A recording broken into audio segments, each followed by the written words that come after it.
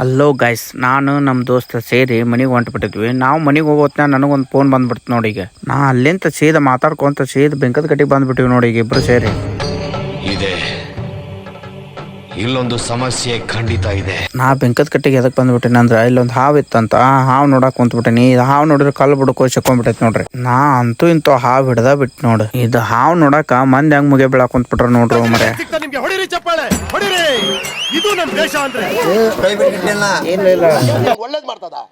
ನಾ ಈ ಬಾಕ್ಸ್ನಾಗ ಹಾಕಕ್ ಕುಂತ್ಬಿಟ್ಟೆ ನೋಡ್ರಿ ಹಾವು.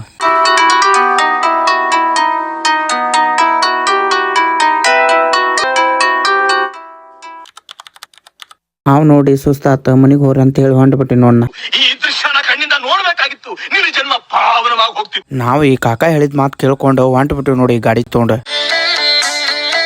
ನಾ ಈಗ ಸೀದಾ ಹಾವು ರಿಲೀಸ್ ಮಾಡಕ್ ಬಂದ್ಬಿಟ್ಟಿನಿ. ಈಗ ಹಾವು ರಿಲೀಸ್ ಮಾಡ್ತೀನಿ, ಹೆಂಗೈತಿ ನೀವ ನೋಡ್ಕೊಂಡ್ಬಿಡ್ರಿ. ನಾಲ್ಗೆ ಹೆಂಗ್ ಹೊರಗೆ ಹಾಕತ್ ನೋಡ್ರಿ ಹಾವು ನಾಲ್ಗೆ ಎದಕ್ ಹೊರಗೆ ಹಾಕತ್ತಂದ್ರ ಹಾವಿಗೆ ಕಿವಿ ಇಲ್ಲಿ ನೋಡು. ಅದಕ್ಕ ನಾಲ್ಗೆ ಹೊರಗೆ ಹಾಕಿ 100 ಮೀಟರ್ ಯಾರ್ಯಾರ ಅದಾರ ಎಲ್ಲಾ ತಿಳ್ಕೊಂಡ್ಬಿಡತ್ ನೋಡ್ರಿ. ಇದು ಅದ ಹಾವು ಬಿಟ್ರು ಹೋಗೋ ಅಲ್ದ ನೋಡು.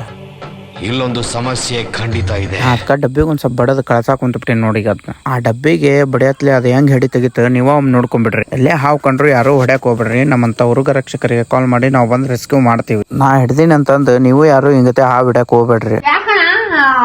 ಯಾಕಂದ್ರ ಯಾವ ಹಾವಿಗೆ ವಿಷಯ ಇರತ್ತ, ಯಾವ ಹಾವಿಗೆ ವಿಷಯ ಇರಲ್ಲ, ನಿಮ್ಗೆ ಗೊತ್ತಿರಲ್ಲ. ಅದಕ್ಕೆ ಇದು ಆಕ್ಚುಲಿ ಚೆನ್ನಾಗಿರೋದು. ಓಕೆ ಗಾಯ್ಸ್, ಇವತ್ತಿನ ವಿಡಿಯೋ ಇಲ್ಲಿಗೆ ಲಾಸ್ಟ್ ನೋಡಿ ಅಷ್ಟೇ.